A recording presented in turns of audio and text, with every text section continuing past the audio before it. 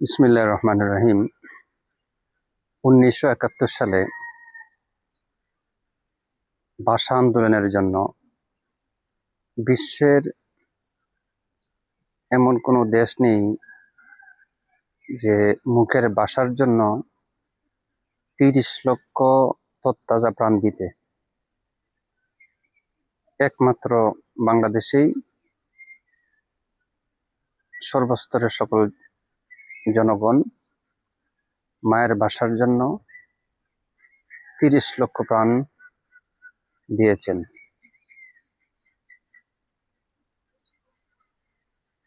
এই 30 লক্ষ প্রাণের বিনিময়ে আমরা প্রিয় মাতৃভূমি পেলাম। যে আশা, যে প্রত্যাশা নিয়ে আমাদের পূর্বপুরুষগণ দেশ স্বাধীন করেছিলেন, সেই আশা, সেই প্রত্যাশা নিয়েই তারা ইহকাল ত্যাগ করেছেন, কবরস্থ হয়েছেন। আশার আলো আজ পর্যন্ত ফুটেনি। 71-এর মুক্তিযুদ্ধ যারা অংশগ্রহণ করেছেন তারা জাতীয় বীর। তাদেরকে মানুষ যতদিন বাংলাদেশ আছে ততদিন স্মরণ করবে, কিন্তু 71-এর চেতনাকে আজ পর্যন্ত কিছু সংখ্যক মানুষ বিক্রি করে আছে। সাধারণ মানুষ এর কোনো প্রতিফল পাচ্ছে না।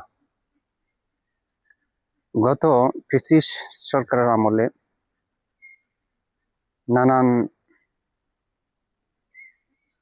সমস্যায় জর্জরিত জাতি ছিল। সর্বসাধারণের জনগণের আন্দোলনে জুলাই গণ অভ্যুত্থান হয়েছিল। এই গণ অভ্যুত্থানে যে আকাঙ্ক্ষা, যে আশা নিয়ে শিশু হারিয়েছে মা, সন্তান হারিয়েছে বাবা, আর যারা বেঁচে আছে কারো হাত নেই, কারো পা নেই, কারো চোখ নেই,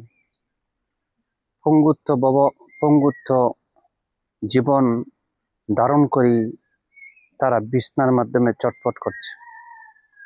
তারা প্রত্যাশা ছিল আমরা একটা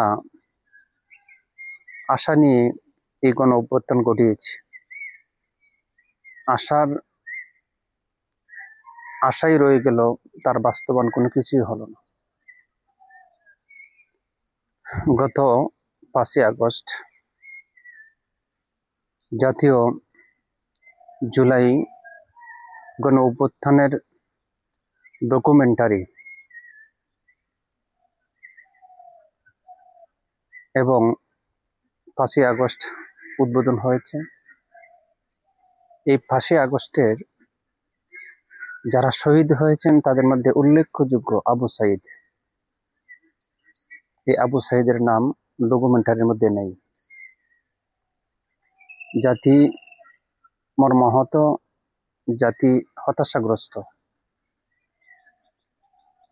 যারা 71-কে লালন করে ধারণ করে বিভিন্ন সুযোগ সুবিধা নিচ্ছে, ঠিক তেমনি 24শে জুলাই গণ অভ্যুত্থানকে কেন্দ্র করে ঠিক তেমনি ভাবে তারা সুযোগ সুবিধা বা ব্যক্তি ক্ষেত্রে ব্যবহার করার সুযোগ নিচ্ছে। জাতি কি পেল? জাতি তো কোনো কিছুই পায় নাই। সাধারণ জনগণ তো কোনো কিছু পায় নাই। এই সাধারণ জনগণের দুঃখ দুর্দশা, সাধারণ জনগণ, গরিব অসহায় মাদের, বাবাদের সন্তান স্কুল, কলেজ, ভার্সিটি, মাদ্রাসায় গিয়ে নিরাপদে পড়বে, সেই নিশ্চয়তা কোনো সরকারই নিশ্চিতভাবে দিতে পারছে না। তো আমরা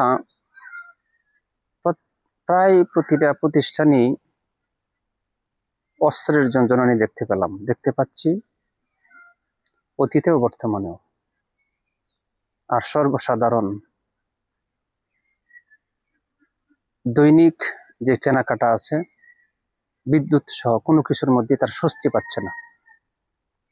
তা আমরা যে আশা, যে ভরসা নিয়ে সর্বশেষ জুলাই গণ অভ্যুত্থান হয়েছে, সেই আশার আলো কোনো কিছু পাচ্ছি না। আমরা হতাশাগ্রস্ত। আমাদের উপর আল্লাহ রাব্বুল আলামিনের ছায়া, দয়া, করুণা নাজিল করুন। এই দেশকে শান্তি বিরাজ করুন, দেশের মধ্যে রহমত বরকত দান করুন। আমিন। আসসালামু আলাইকুম।